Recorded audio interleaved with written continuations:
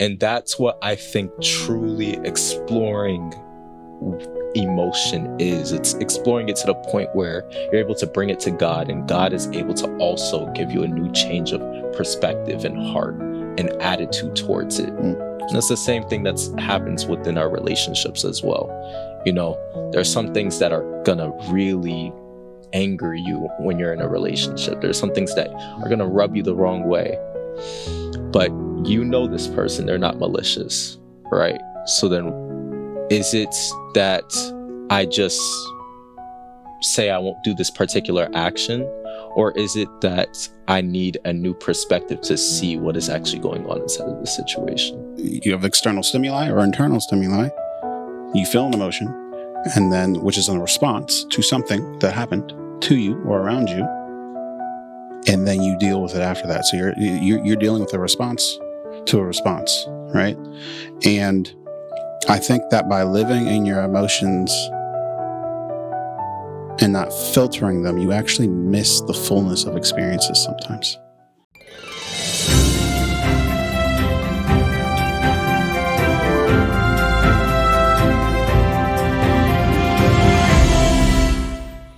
Welcome back to Freedom Expressed. My name is Mado. My name is Espar. And I know we've been gone for a while, but today we have decided to bring you back something special. Yes. Yeah. We've been gone for a while, so we've been trying to kind of take time to focus and trying to restructure, things, and we were very mindful into who our first guest was going to be. And we have a treat for you guys today. Can you just imagine? So let me intro the first guy here. This man is a man that if you really want to have an insightful conversation and you don't want your feelings to be supported, but you want it to have a conversation whereby you're able to understand why is it that I think the way I think and have an actual foundation for your own belief, this is your man. Yeah. My brother here. Introduce both of them. Joshua.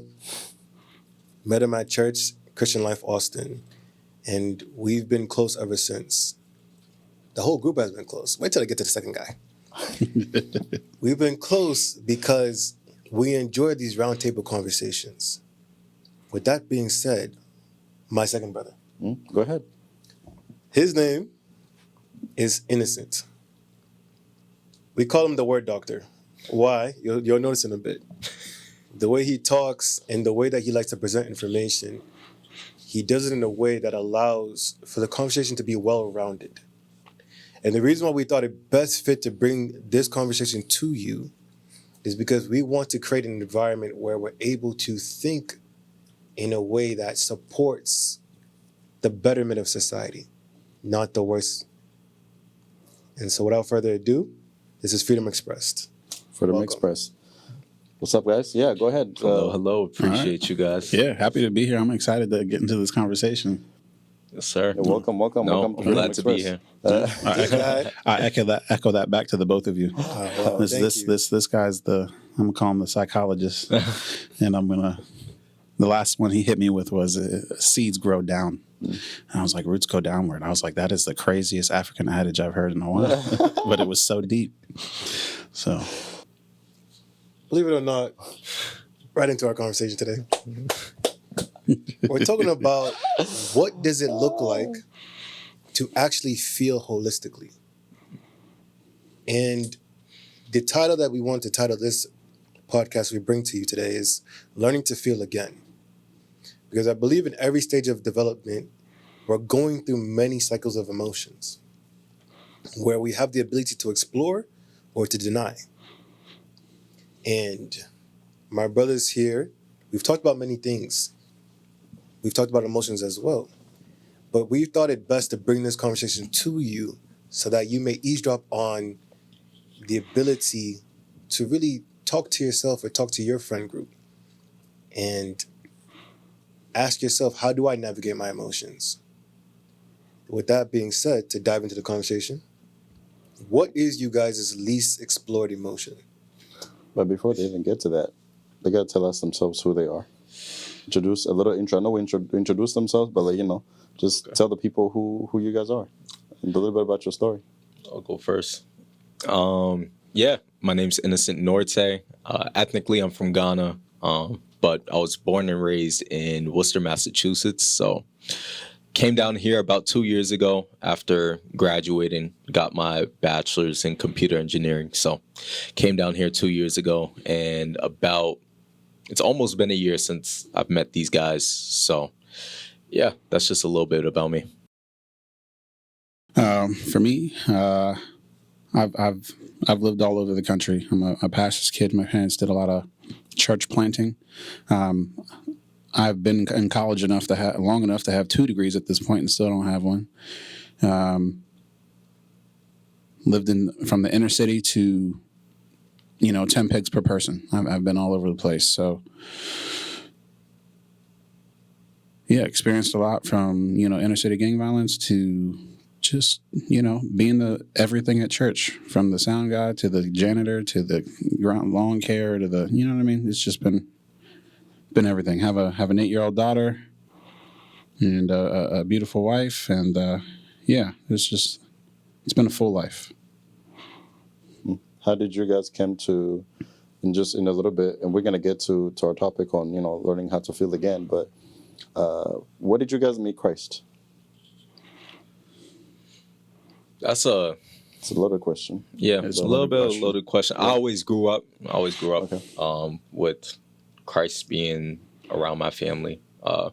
Grew up going to church every Sunday and stuff like that. But it wasn't until, of course, I was having my walks, and I knew that I've always spoken to God and whatnot, but it wasn't until I really started taking my relationship seriously until once I moved to Austin. Because once I got to Austin, it was I knew I was by myself, and the only person who would really be able to give me that foundation would be God. So that's when I really started diving deep, because I knew that there was nothing else to support me at that time. So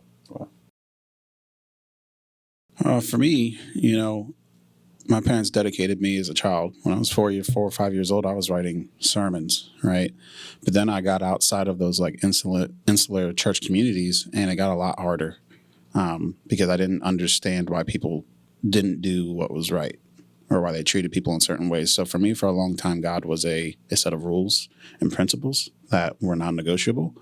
And really, when I came to Austin, right after the divorce from my first wife, and dealing with everything that went through that with my daughter, that's when I really started to meet God on a relational basis, and starting to understand who He is. It took me literally hitting rock bottom to meet God as a person instead of a set of litigation, essentially, a set of rules, a set of laws, a set of that kind of thing. And meeting my wife was a huge part, when He gave me her, He put me through a baptism by fire very quickly, and I had to grow very quickly, and He taught me who He was. And that's when I felt like I really met God, for the first time, is when I realized that He was a person here in Austin. So, yeah. That's good. I mean, I know that was a loaded question whenever, but it's a perfect question that I thought of, that can kind of help us lead to, learning to feel again. Because for me too, I grew up as a PK, and so, kind of growing up in a Christian home, and there's sometimes where that can kind of play a shield, right, of that protects you from so many things, right, but also that can be a barrier for you to actually, see if you can fly, see if you can do certain things, right? And so, which is regardless of our backgrounds, right? All of us at some point when we're becoming men, we get to the point of learning how to feel again, right? But yeah, that's why I kind of wanted to ask that question. What about you, Mother? My dad's a pastor as well. So I grew up in a very tight-knit Christian family. I grew up leading sermons. I grew up leading worship. But I didn't realize how much my faith as a child depended on the structure of my dad and my mom. And pastors' children have a very bad stereotype where when they get free, they get crazy. I didn't want to be another person to like make that stereotype true. So when I came to Austin, Texas, my first mission was to find myself a good church. And in the idea of looking for a good church, I realized that I never claimed God for myself until I came here to Austin, Texas. Because when you're on your own and you have the freedom of option, what you do now becomes your decision. And when I realized that, he helped me to come to myself to a place where I can be authentically reasonable and say that I'm not the best Christian, but I won't stop trying. So that being said, what does it mean to feel again? Let's go right into it. What does that mean? Whenever you hear that, that topic or those words, like learning to feel again, right? Like, what does that mean to you? What comes in your mind? I think the first thing that comes to my mind is just learning to be present, to be honest. I feel like at some point in time, especially, with the kind of ideas that the world tell you about being a man, it's often running away from your emotions, right? So I think you go through that process, you go through certain life circumstances, certain pains, certain aches, and as you go through them, what goes through your mind is the ideas that have been told to you, which is not to feel and to just bear, right? Yeah. So for me, I would say learning to feel again is being able to recognize, okay, this is unhealthy for me, and I need to be able to actually sit down and digest what is going on rather than just trotting by. So. Russell? For me, learning to feel again was kind of an identity crisis, right? I was definitely, you could definitely describe me prior as being very stoic. And what I perceived and what other people kind of labeled me as, my inability to feel, was a form of copium for me, right? It was how I got through the extreme situations that I found myself in, and how I also survived moving out of those situations and not knowing how to properly process what I had been through, and the damage and the toll that it had taken. So I was very calculating, probably more cold, and I understood emotions. I understood why people did them, but when it came to intelligently navigating my own, that was not something that I was super zealous to do. So for me, learning to feel again was more of a surrender to God. And at first it was like, okay, I'm becoming human, right? When I was allowing other people's labels to define me. And then that transition to what God has to say to me about me and how to move through those emotions and what he has restored to me now that I'm moving through emotions and learning how to deal with them his way. So that's how it was for me. Where do you think those emotions were when you're within that time of distance from yourself? Where did they go? So when I was younger, I described it as a bottle, right? Or a threshold. And I'd stuff them in there until it would fill up, until it got to the brim. And then I could feel the instability before I would have a catastrophic event. And I would have to find a way, and typically for me, that was some type of physical exertion, through martial arts, working out, things like that, sports, that will allow me to shave the edge off so that I didn't have that catastrophic event. So I was very, very aware of when I was becoming unstable from bottling all that up. And I would do things to mitigate that. So I did not do something I did not need to do. that leads me to want to circle back to my primary question. Mm-hmm. I was a bit overzealous in the beginning, but I want to think about what is our least explored emotion? And what does that mean that we take distance from this type of emotion? So if you guys were to take some time to think, because I'm gonna introduce this topic a little bit better. But think about, because I'm gonna panel around to get you guys' ideas of what the least explored emotion is and what that means for you. But I was talking to a friend a while back, and when I was talking to her, she ended up having a really deep conversation with me. And in that conversation, she said something that I never can forget. She ended up saying that where certain people's negative emotions are hate and pain and sadness, she said hers is joy, because the lack of joy that she felt now becomes the same thing that she fears now.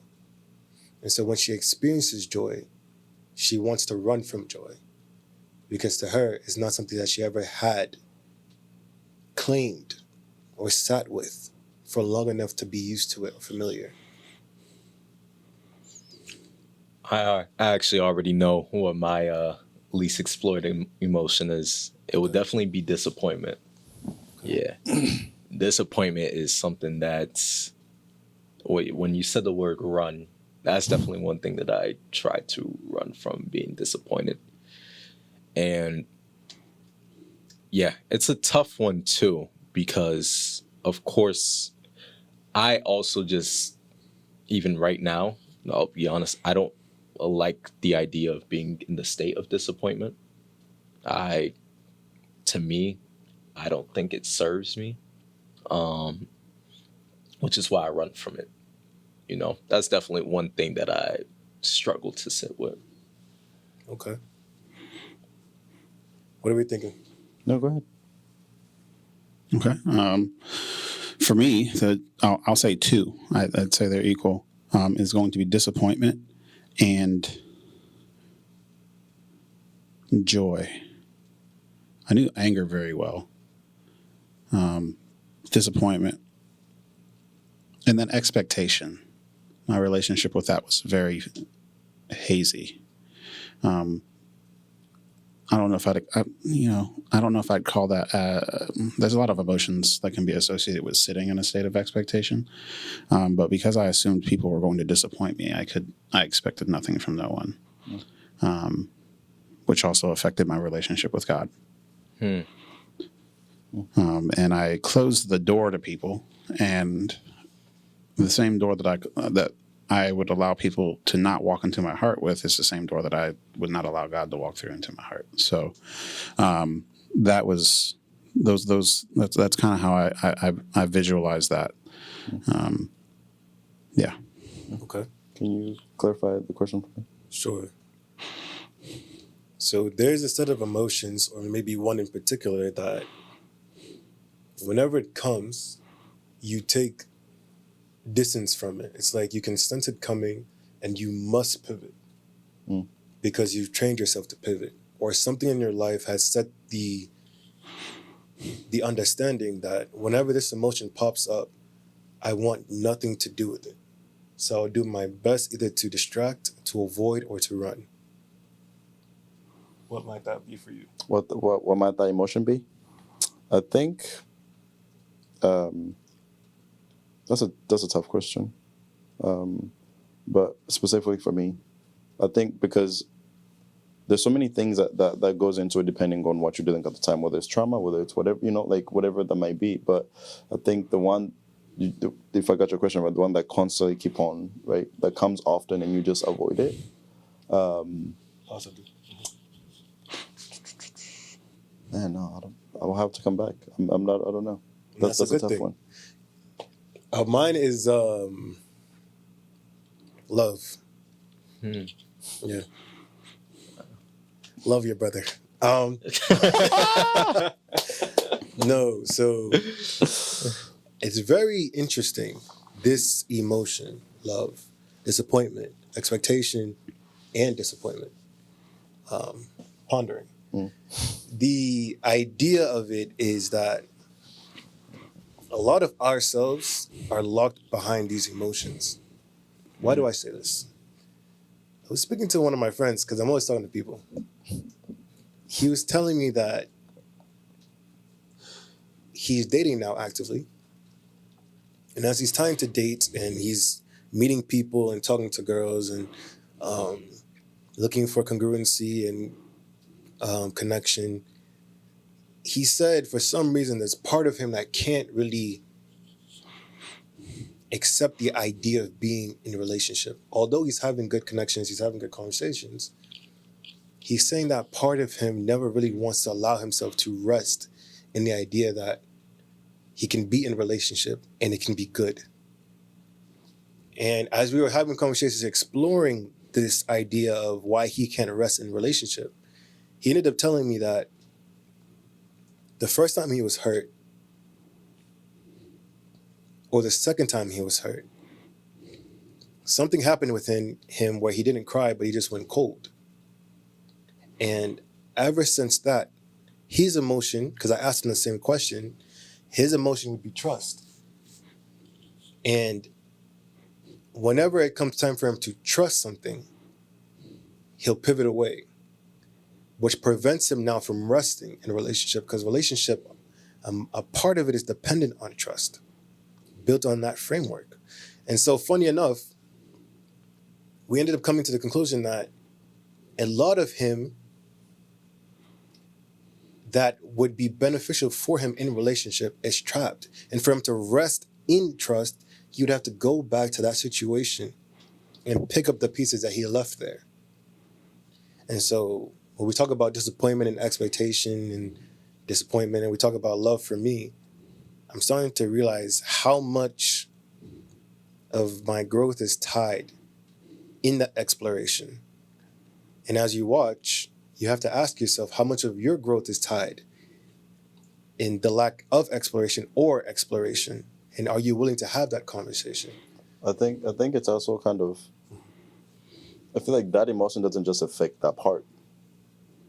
I feel like it would only affect that part, in my opinion, if let's say, if you're always in that environment, like if he's always trying to date, right, then maybe that trust issue comes.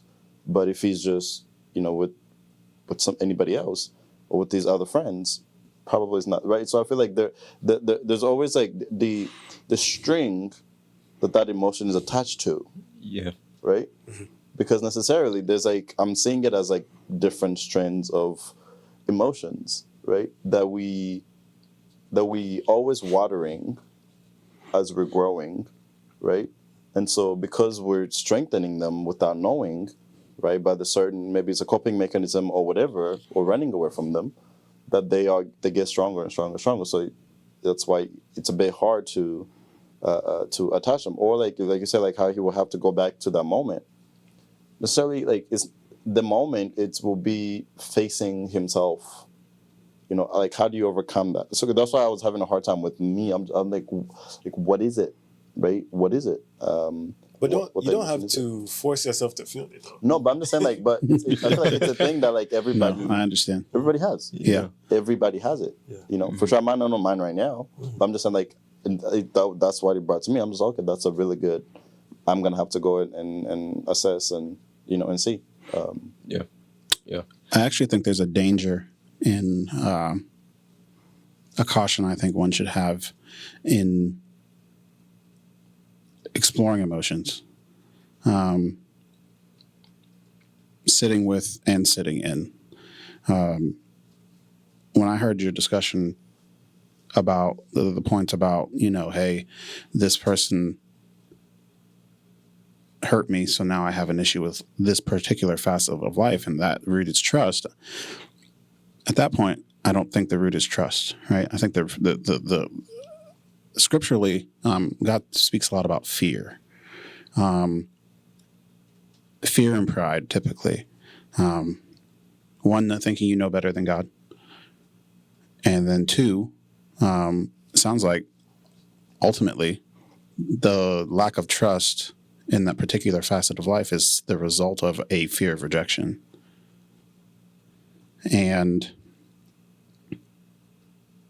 I think that those two particular facets, you can associate a lot of the negative emotions that we start getting into across the board, really. Some type of rejection you felt, some type of feeling down on yourself in a certain way, or thinking overly about yourself. The point you made, I think, it's extremely valid. To not want to sit within the emotion lest it overtake you and you can't find your way out. Is that where you're approaching? So I have an issue with both sitting with and sitting in for too long. Okay. Which I know that's where we differ conceptually. Sitting in an emotion and Sitting with an emotion and sitting in an emotion for too long. I caution against both equally. And the issue that I have with that is that if you sit within, and I all this, I look at it through the guise of what the Bible has to say about dealing with these things. That's my source. That's my guiding post. That's my arrow, right? When you sit in emotion for too long and you allow it to dominate your perspective, you're opening doors for things to affect you, for things to affect you. You don't want there. And I don't think that the heart is meant to be a guiding point. Scripturally says the heart is not to guide you. I think it's very dangerous to let emotions guide you because they can be swayed by momentary situations and outside stimuli, right? And then sitting with, I think as you start to psychoanalyze oneself, instead of being in a place of reliance for God to show you what is going on, because Scripture talks about search my heart and show me my way. Oh God, search my heart, oh God, and show me my ways. I think that a reliance on self, especially with limited understanding and conforming to the way that the world likes to frame things, oftentimes is in direct contradiction with what the word has to say about it. So when you're doing either one, I'm going to have an issue with because of the danger to do so. And from those two little lines of thought. Is your only, I guess, condition the word too long? I think there's some time that you have to do, like for me, when I've been reinterfacing with God, thawing out some things for me, and I'm starting to feel a rush of emotions, and I'm starting to feel more, and I'm surrendering certain things over to Him. What I find myself is discomfort, because I look at emotions like muscles, right? You have to go through discomfort and stress to grow those types of things. And my issue with sitting in them for too long, it's necessary to talk to God about them, let Him know how you're feeling, cast those things on Him, and allow Him to guide you to the ultimately to where you need to be. But sitting with Him too long and telling on those things, it's like what we do with horses, right? You're opening a door for something else to come in and speak to you about it, but at the same time, you're putting on blinders and you're narrowing your vision on something, and relying on yourself and your limited understanding, your limited knowledge of how you work. Because I often find sometimes we don't know ourselves as well as we think we do.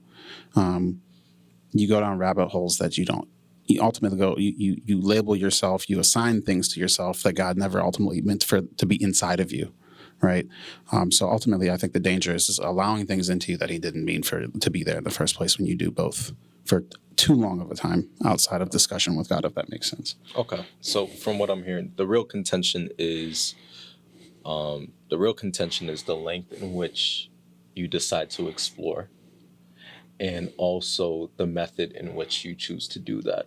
I don't think you have an issue with exploring your emotions. I think you have an issue with how you decide to go about it overall, right? Because at the end of the day, those things are still a part of you, and I don't think that you are supposed to deny them. Correct. Right? So then it's not the concept of exploring, it's the concept of either dwelling too long to the point where it consumes you, or having the wrong method of doing them. Is that fair to say? I think at a high level, that's fair to say. I would say who you're turning to for the solution is my issue, which also would be your method, yes. Yeah. And then two, I think that's fair to say. We can. I think that's a good place to leave it. Gotcha. Yeah. The interesting thing about this conversation is that when you encounter it, because you mentioned how sitting in the emotions and also understanding, right? How would you go about that then? With this, let's say we talked about expectations and disappointment. How would you now deal or manage these emotions? So at this point, for me, usually causes a bevy of different emotions to come through, one of which could be anger, right? So that's one I'm most acquainted with, so I can probably, expound upon that more easily. So I'm disappointed by a person's particular actions. I feel anger as a result of that. I think the awareness to understand what you are feeling at that moment is important. It's like, okay, I am feeling angry. All right, I know that no good fruit comes from human anger, right? I start with God first. So I deal with myself. I allow myself to feel the anger because it says be angry but do not sin. But I have to control that at that point. And I use Scripture as a grounding point and God and the Holy Spirit to help me deal with that. Then at the point, it's like, okay, why am I feeling angry? Why am I so uncomfortable with this disappointment that I have to feel upset about this? Okay. And what does that mean? What judgment am I making about the other person as a result of that? Because I think ultimately as well, disappointment comes from judgment as well. There's judgment rooted in that fear of the rejection, that judgment, that fear, that pride, whatever it may be, thinking you know better, all those things wrapped up that create disappointment. I reevaluate, how am I looking at this person? What am I feeling? What judgments am I making? What is the crux of the issue here? And I filter that through the lens of like, okay, do I need to extend grace in this moment? Do I need to separate myself for a moment so I can surrender this over and give it? Because I ask God to take things from me actively. For me, a conversation with God is an ongoing thing throughout the entire day. So one of the best places to get disappointed is in a relationship, right? So I'm married. When I feel disappointed and I'm making a judgment about her and what's going on and how I feel about it, I have to filter that through all the scripture that I know about how I should be dealing with these things. And I filter that through my love for her. I follow that through what God says about the situation. I filter that through, Joshua, is this even fair in the first place? Am I being childish? Am I the issue here in this particular problem, instance, or is she being the issue here? And if she is the issue, how do I handle this in a godly way? Or if I'm being the issue, how do I handle this in a godly way? And ultimately, I allow myself to feel the emotion. I'm not running from it, and I learn how to. And through that discomfort, I learn how to control it and surrender it over. But it's a catch and release thing for me. Joshua, the way I heard everything you just said is the framework for dealing with emotions, where when you meet an emotion, I think we've been taught to impulsively lead with the first idea of understanding we have when we have the emotion. Anger, for instance. In my opinion, there's not inherently negative. But when you lead with that, it becomes negative because you assigned it meaning. What you said, what you did with your wife, she did something, you asked yourself, what is the meaning? What is the crux? That's the conversation, in my opinion, that leads you to know what to surrender to God. Because it's never really about the thing. It's about the background that built that thing up. No emotional experience that we have, which is why I asked the question, what is your least explored emotion? Because when we don't explore our emotions, they do dominate us when they come. Why? Because we don't have that conversation with them. We don't realize, okay, I am feeling angry or disappointed, or this expectation that I am feeling has created a negative void in me. What is the crux and what is the meaning?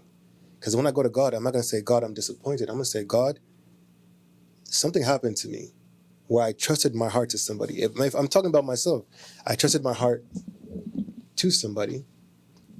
And whenever love comes up now, it's not the banishment of that emotion that I feel. It's the idea that I can't see myself giving myself to somebody and it being safe. How do you, my Father, want me to deal with that? So I'm not avoiding any emotion now. So then how do you, specifically, how would you go about it? Oh, I'm learning. But ultimately, right? Yeah. What I would do what I am doing currently now, as I'm in my sitting and finding my baby. So I my girl. don't understand. Wait, hold on. Run that back. I'm in my season of finding my girl. Oh, Okay. I was like, what do you Nah, You I got you. Okay. So the yeah, me point, and you were just, what I'm trying to do is, I'm trying to realize when I'm in these high friction moments where maybe she has done something, but the meaning that I've assigned to it. Because what I realize is when we encounter these non-explored emotions, whenever they show up, it's always a great big weight on our shoulders where we feel like, nah, I can't do this. I gotta go. Yep. And so when I'm starting to feel that, what I do is I slow myself down first, because that emotion impulsively makes me want to do something. And I have to learn how to feel it again, but the right way. That's Because right. the first time I felt it, I didn't take authority over it. It became whatever the situation made it. Now that I'm going to feel it, now I slow it down and I have a conversation. Okay, I understand that my anger makes me want to explode. Maybe that's how I've always seen that anger being expressed. But what am I actually feeling? There's a boundary that's been crossed. Okay, how do I now address it in a way that it can be productive? So I don't dismiss the emotion. So when it comes to love, how do I now stay present and purposeful as I explore this emotion? I think for me, just hearing you both, the thing that's coming in my mind is it's literally almost like going in a battle with yourself or with that emotion. In a sense, not even with that, but like in the sense of like, because like how do you like we're all saying this, right? It's in the sense of like these emotions, this anger, right? Nobody came and give you a pen and be like, okay, this is what anger is. This is how you should do whenever you're angry, right? This is how, like, it's how it's shown, right? How we seen it, how we, you know what I mean? Like around our family, society, whatever, right? That we see expressed. And as kids or just growing up, we're just like, okay, this is how I do when I get angry. This is what, I punch, I curse, right? I bite, like, like there's so many ways that we all express. I mean, we're just saying anger right now, but it's the same thing with love, right? How love is expressed, right? Some people abuse it, some people actually use it correct. There's so many, all these things is like how it was shown to us, right? And then now we get to a point where whenever, because to me, I just feel like it's just a messenger. It's just a messenger that's carrying, that's trying to, because if you think about it, it's gonna come again. Mm-hmm. Go ahead. I love that you're saying that, because even as I heard all three of you guys spoke, I think one thing that we do have to, in my opinion, refrain from is, I think, the exploration. When we're saying exploration, it seems like it can be twisted in many different ways. It can look like many different things, right? But I think as Christians, sometimes we can just default to, okay, this came up, I know not to do this, right? This emotion came up, I know not to follow it with this, so I just won't do that. And that's the end of the story, right? And I feel like as Christians, we could take that as a win. I didn't sin. I didn't do this action. And we're like, I won. But that emotion still is an indicator of your heart posture, right? And what I've learned through time, especially this year, is the concept of actually exploring it means, okay, when I explore it, when I bring it to God, when I ask God to show me where these emotions are coming from, what I end up learning is, okay, how do I actually need to deal with it? What is the biggest thing for me is, what is the new perspective switch that I need? Because some things that I might be disappointed by, it's not about how I handled it. It's more so, how did I perceive it? What is the perspective that I actually need to take on this situation? I say that because I remember when there was so many times when I would see a certain uproar on the internet and I'd get upset. I'm like, why do people think this way and whatnot? And now I'm getting angry. Now I'm getting frustrated. Now I'm forming a certain disdain for a certain narrative, right? When in reality, there needs to be a heart posture switch of, I can see where they're coming from. And that's unfortunate that these are the sentiments that produced from it, you know? And that's what I think truly exploring emotion is. It's exploring it to the point where you're able to bring it to God, and God is able to also give you a new change of perspective and heart and attitude towards it. And that's the same thing that happens within our relationships as well. You know, there are some things that are gonna really anger you when you're in a relationship. There's some things that are gonna rub you the wrong way, but you know this person, they're not malicious, right? So then, is it that I just say I won't do this particular action, or is it that I need a new perspective to see what is actually going on inside of the situation? You know, I definitely agree with that. so that's what I'll say. Also, just hearing you talk, right? It's like, we're talking about learning how to feel, right? And it's like, in the sense of like, that process, is there a right way to feel? Is there a correct way to feel the emotions? This is very interesting. It's very interesting because to feel is a present experience. But from what I was hearing is, you come to the table thinking you know what the emotion means. So you're not really feeling, you're expressing your understanding of the emotion. Yeah. So you've never really allowed yourself. It's like you're rehearsing the emotion rather than feeling the new experience going on. So let's say something made you angry before. So when you encounter that same narrative, instead of actually feeling it, you're going to your evidence of what this narrative means to me. Exactly. And so you're expressing the understanding you've already had. So you've never really felt. But what you I actually think, go ahead.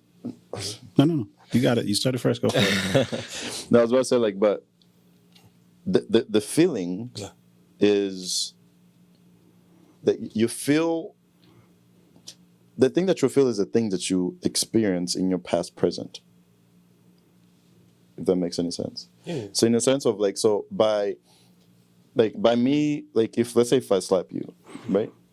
The speed I went from here to me actually hitting you, what you feel, the pain that, like, me in the bones hitting you, that's the feeling, right?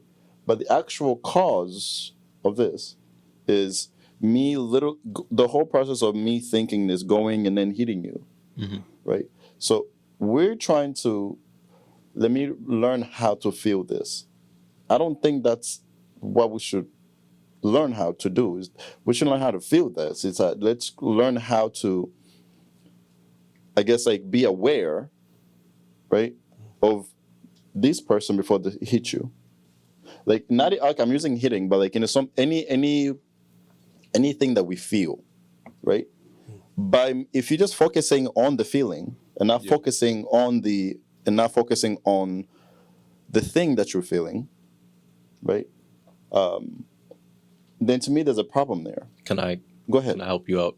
What you're referring to is the actual feeling, the sensation, right? And then there's the abstract concept behind it. Yes. The reason. And that's The reasoning. And not just the reasoning, but what is. So how do I say this? So, for example, you can hit him, right? Yeah. Or do you mean the reasoning for that feeling? Yeah. Yeah. I would yeah. I get what you're trying to say. I guess for me, I just interpret it as like, he's gonna hit you, right? You're gonna be upset because he hit you. But I feel like the idea that people would be conflicting with in that moment, and this is one thing I wish people understood, the idea that people are going to be conflicting with in that moment when you hit him is different across people. How, if Joshua hits me versus if Joshua hits you, we could both be angry, but the idea that we're actually conflicting with is actually two completely different things. Yeah. And I say that because it's very important to understand when it comes to why exploring our emotions. I think it's also exploring what ideas am I actually in conflict with. So that's why I was saying that. Yeah.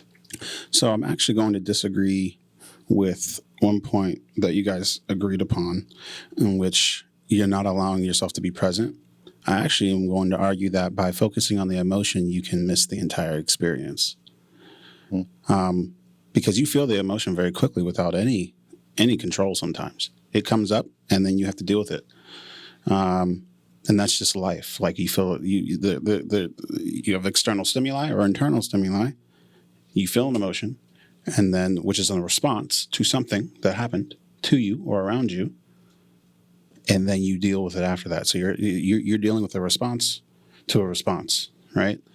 And I think that by living in your emotions and not filtering them, you actually miss the fullness of experiences sometimes. How would you go about filtering emotions? How do you select for the emotion that you want around? For me, like I said, I always start with God first, because I rely on Him to show me, because He's shown me things like, okay, you're struggling with intimacy in your relationship because of this. I didn't even know it. He showed it to me, right? Especially through freedom, which we've all gone through at this point. Mm-hmm. When I've now had an emotional response, and I now need to respond to that emotional response instead of reacting to it. I honestly think about the utility of this. What is the fruit of this? Is this because I don't actually find a lot of value. Like it sounded like some of the things you were when you're talking about other people's responses to how you would respond, or if I hit him versus I hit you, and other people are going to respond to it differently, and understand. I don't actually find a lot of. It sounds like empathy to me on some level. Trying to place yourself, like it's as if you're almost placing yourself in the shoes of other people to understand how they're going to respond differently. And you can correct me if that's so. That's what wrong. I said was, what I wasn't talking about the response. I was talking about the ideas in which they're in conflict with. Mm-hmm. And yes, it does tie into empathy, but the issue a lot of the times is people believe that empathy is just feeling what the other person felt. Mm-hmm. But that's not enough to just feel what the other person felt. Well, it helps. Don't get me wrong, it helps. But what really helps is understanding the idea that they're in conflict with. For example, you'll get into an argument with, let's just say, your girlfriend. Okay. She'll be hurt, and you'll be like, you'll feel bad that she's hurt, right? You'll feel bad that she has this emotion. Some other people might not have had that emotion, but she had that emotion, right? And a lot of the time you won't actually move forward with that person until you can understand the actual idea they were in conflict with. For example, the idea she could be in conflict with you is, when you said that, I felt in a place of being lower than you. For some people, it could be, when you said that, I felt like I wasn't enough for you.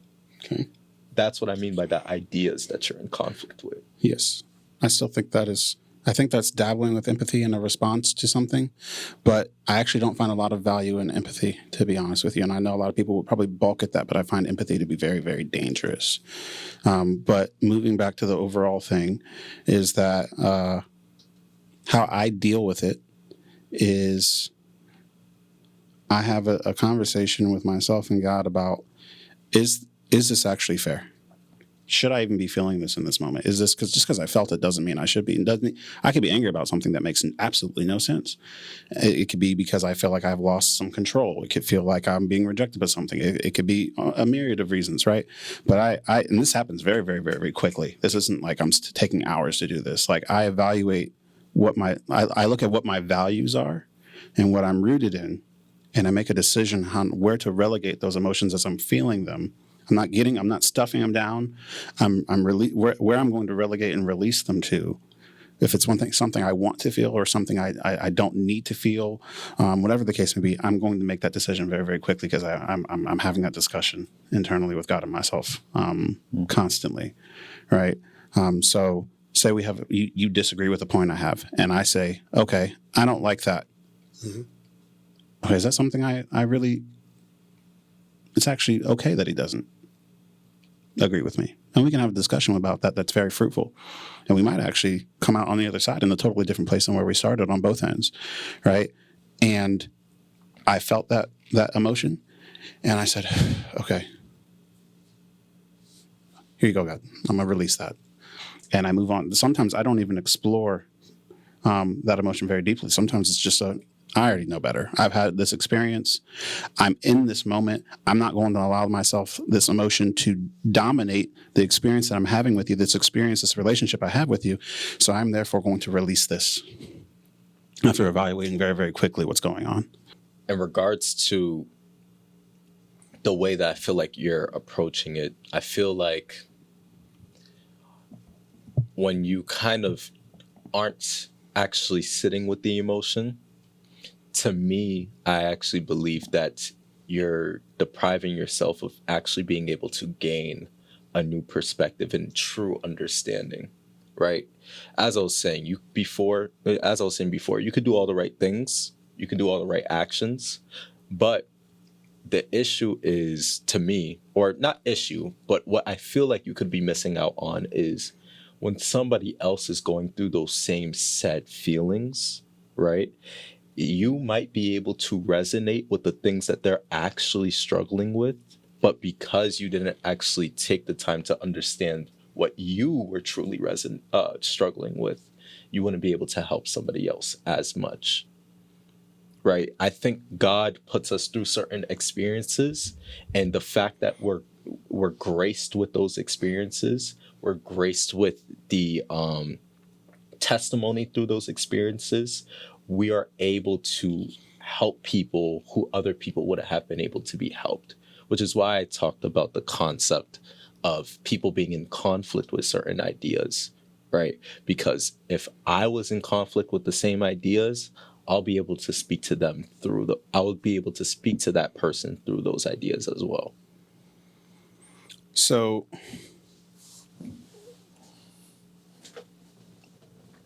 my response to that would be is when I go to God and I sit in my quiet time and I talk to him about my day and the situations that I went through, and I journal. Like you guys know, I have like 6 journals I've filled up, and it's going to continue going until I stop breathing and go back to God, right? That is a lot of the time where I talk to God and I go through things that I felt. And ultimately, I think at the end of the day, I think the question is like, this is a question of like, I felt her the way that I feel about things through my experiences, right? That's past tense, right? So all my emotional experiences at present are based on past experiences, and not sitting in the moment and feeling the full scope of what is going on in the middle of a moment where I need to be present and respond to what is going on. I think I'm actually depriving myself of experiences and missing the fullness of what is happening in my relationships with people by sitting in them and doing that at that very moment is what I would argue. Because I take the time to go to God and talk, and I sit, like, I take quiet time. Sometimes my wife's not even awake yet, or before I'm going to bed, I'm having a conversation with God, and myself. So I believe being present for the fullness of those situations is more important than processing those emotions at that particular moment, because all of my emotions are based on past experiences, anecdotal experiences. I'm not going to have any issue whatsoever relating to people, because whatever I'm feeling, it's already passed at that point. So hindsight is 2020, is how I look at it.